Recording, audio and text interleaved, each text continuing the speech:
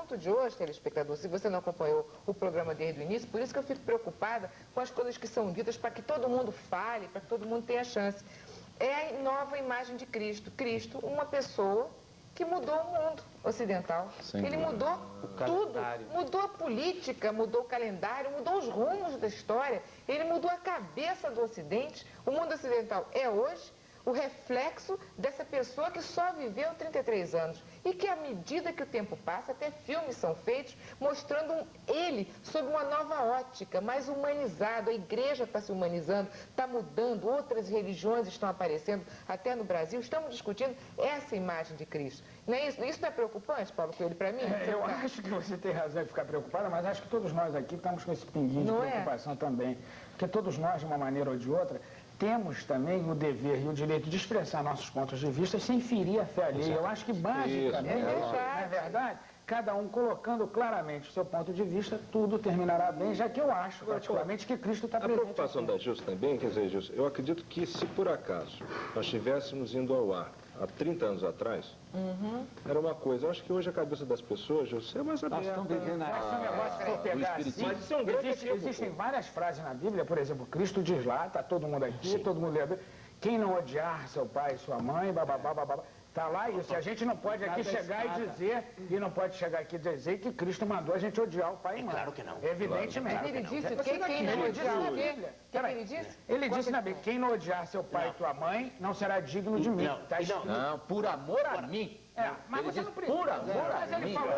Há uma diferença. Há uma grande diferença. Há uma grande diferença. Eu quero dizer é que a gente não pode pegar, não é palavras soltas, porque realmente o meu mal, eu acho, é pegar e sortear uma frase e basear todo aquele conhecimento naquela frase. Aliás, é o grande defeito de citar a Bíblia, é pinçar uma frase. Exato. Então, eu citei isso, deixa eu concluir meu raciocínio. Eu citei isso para até compartilhar um pouco lá com o nosso Átila Nunes, porque eu acho que a gente não pode, de maneira nenhuma, pegar frases e, em cima dessas frases, traçar uma teologia, porque o próprio Evangelho, o senhor sabe, pelo menos os 4 Evangelhos sinóticos e o Novo Testamento, vamos dizer assim, ele é cheio de contradições, e são essas contradições justamente que ratificam a autenticidade do Evangelho. Deve faltar alguma informação a você, Paulo. Não falta não, padre. Não falta não. Não existe, eles são complementares. Eles simplesmente são complementares. Eu colocaria melhor. É uma visão de cada um deles contando a mesma verdade. Olha, concordo com o senhor, são complementares. Eu quis dizer contradições, porque às vezes se abordam temas de uma maneira polêmica, o senhor sabe disso. A própria ideia do filho pródigo é uma, a própria ideia da figueira é outra. Claro que a gente pode interpretar isso a nosso bel prazer, claro que a gente pode deturpar tudo para que tudo entre naquele quebra-cabeça. Peraí. Não há incoerência nenhuma. Eu acho, pelo contrário, mostra a multiplicidade da alma de Cristo e a multiplicidade da mensagem de Cristo. Ele fazia milagre, Paulo? Claro que ele fazia milagre, mas isso não tem a menor dúvida que Cristo fazia milagre.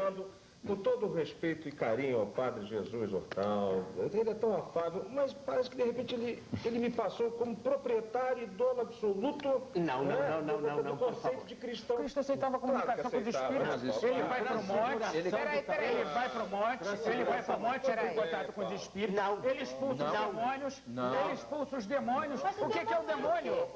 Ele expulsa os demônios. Peraí, a gente não pode negar essa realidade. Um momentinho, pastor. O que era o demônio? Peraí, o que era o demônio?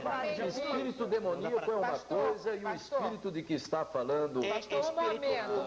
Desencarnado. O que nós vamos discutir agora é exatamente isso. A definição do ser cristão, que o deputado Átila Nunes está indignado porque o Padre Jesus disse que ele não é cristão. Ele acredita na reencarnação e na comunicação com os espíritos. Diz o Paulo Coelho que Jesus, ele mesmo, acreditava nisso. Eu quero então, Padre Jesus não acreditava na comunicação dos espíritos? Na comunicação dos espíritos. Com a pessoa que está na Terra? Digo, dos espíritos, no sentido que o Espiritismo dá a essa palavra. Ou seja, espírito humano desencarnado. Que esse é o ponto. Realmente não aparece uma única vez no Evangelho. Um momento, né? Então isso não aparece nenhuma única vez nos Evangelhos. Agora, a comunicação do Espírito Santo, sim, mas o Espírito Santo é o próprio Deus. Não, e comunicação com os espíritos imundos. Eu cito aqui N situações. Cristo no monte, rezando, Rezando não, aparecem as figuras, padre. Aparecem as figuras. Veja bem, mas as figuras de quem? De Moisés, que representava a lei, de Elias, que representava os profetas. Seria Moisés e Elias, pastor? Sim, seria a... Não, seria o quê? Seria o espírito, a materialização, mas eles não vieram como por exemplo, quantos anos... Não estou questionando como eles vieram. Veja bem, quantos anos havia de diferença entre a manifestação ali no Monte da Transfiguração, Monte Tabor, eu não estou questionando Moisés e Elias e Jesus. Pastor, eu não estou questionando como esses espíritos vieram. Eu sou não importa se esses espíritos tinham 1000 anos ou 2000 anos, mas aparece Moisés e aparece Elias. Espera aí, deixa eu falar. Cristo expulsa os demônios. Aí são outras coisas. Cristo vai nos banhos de Betesda, aonde desce um anjo, que de vez em quando vai lá agitar. Isso era crendice que se dizia que acontecia. Então, se a gente... O homem estava há 38 anos, nada havia acontecido. E se está escrito na Bíblia, nós não podemos dizer que é crendice, pastor. Nós não podemos dizer... Ele disse o que você está falando aí. Eu tenho um grande preconceito, a grande verdade é essa. Contra a reencarnação. Contra os espíritas, contra aqueles que acreditam na comunicação com os espíritos em todo o planeta. E sendo que quando essa é a grande verdade. É um grande preconceito. Está acontecendo um erro muito sério, porque estamos começando a analisar a Bíblia por um prisma muito errado. Você está analisando a Bíblia enquanto livro e não quanto teologia. A Bíblia enquanto livro, presta atenção. A Bíblia, em primeiro lugar, ela é o livro. É o livro. Existem vários jeitos. Você falou em contradição, mas ele não tem contradição. Eu não falei contradição, eu retirei, inclusive. Mas eu acho que a Bíblia tem contradição. Não tem não.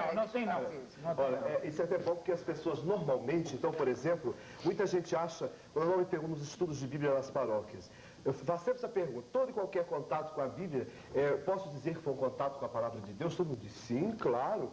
Não. Mas há 5 minutos pode ler atrás? A vida inteira e não ter lido a palavra de Deus. Há 5 minutos atrás. A Bíblia é o livro. Então, quer dizer, nos evangelhos, nas citações de Jesus, existem os gêneros literários. Que eu tenho que entender, dessa crítica textual, dessa crítica literária, eu vou justamente fazer exegese, explicar palavra por palavra o que Jesus quer dizer.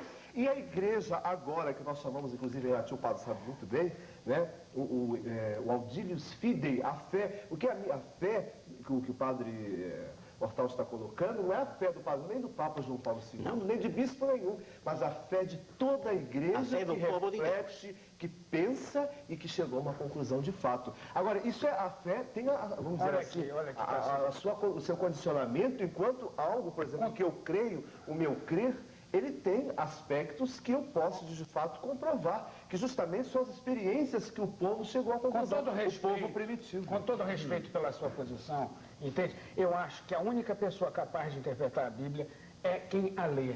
Porque se não acontece isso, há 10 minutos atrás aqui, argumentou-se, perdão, não tem orientação. A orientação é você, o teu coração.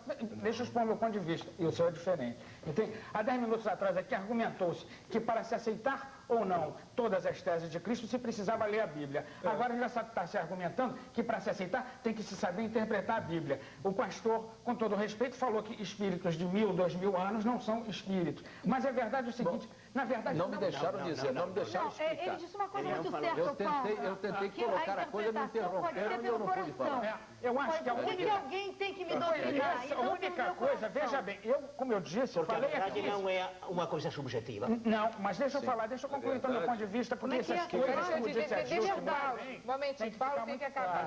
Tem que ficar muito claro. Que verdade. Então, se você pega a Bíblia, lê com seu coração e segue o processo que for, seja a renovação carismática que eu sigo, seja a religião católica tradicional que o padre segue, seja a Igreja Universal do Reino de Deus, Umbanda, ou enfim, até mesmo, entende? A minha posição, que eu não sou materialista, nem ateu, nem agnóstico. Certo. Então, eu admito a coisa pelo conhecimento. Sai do corpo qualquer um que queira que vai ver isso tudo, você precisa de dogma. Tá. Então, se você segue todos esses pontos de vista, você de uma maneira ou de outra, comunicando com o teu coração, vem cá, é o Sagrado Coração de Jesus. Nós estamos falando do Sagrado Coração de Jesus no momento em que ele abre isso. Você chega lá sem a menor dúvida, você está lá. E você tem que ter a fé, você tem que ter essa tua ligação espiritual. Eu acho que, quero lembrar 3 episódios da vida de Cristo. Lembre-se que o primeiro milagre dele foi animar uma festa, foram as bodas de Caná, ele era profundamente alegre. Ele foi escolher uma pessoa que o tinha negado para chefiar a sua igreja, e não tinha sectarismo de tipo nenhum. Beleza, entende? É verdade. E o primeiro santo que ele fez, quem foi? Ele falou o inferno de Cafarnaum. Peraí, deixa eu acabar, eu estou te ouvindo em silêncio. Está tão bonito que ele está dizendo. O primeiro milagre foram as bodas de Caná, a animação. O segundo foi escolher uma pessoa que o tinha traído para... E o terceiro que eu queria lembrar, o primeiro santo que ele fez foi um ladrão, que foi São Dimas, que estava crucificado. Foi o primeiro a dizer que ele ia estar no céu com ele. Então eu acho que uma pessoa que foi tão tolerante, uma pessoa que foi tão aberta, foi tão generosa no seu amor, entende? Ela tem que ser vista da mesma maneira, e a Bíblia tem que ser lida com o teu coração, com a tua fé, e é isso que vai te levar a ele. Você come carne quente? Se é que você come carne, mas sabe por que nós, os povos mortais, comemos carne quente? Isso depende. Eu vou te explicar por quê. Existem uma série de estudos antropológicos a respeito. É porque hoje em dia nós temos a memória dos nossos antepassados que matavam...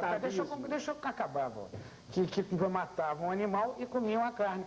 Até hoje a gente ainda se lembra disso. Até hoje a gente ainda come carne quente como se fosse uma memória, um pagamento aos nossos antepassados. Entende? Então eu acho que se isso nos influencia hoje... Imagine a nossa fé, a concepção de Deus que nós tínhamos no começo. Agora, Paulo, sabe o que é que eles falam?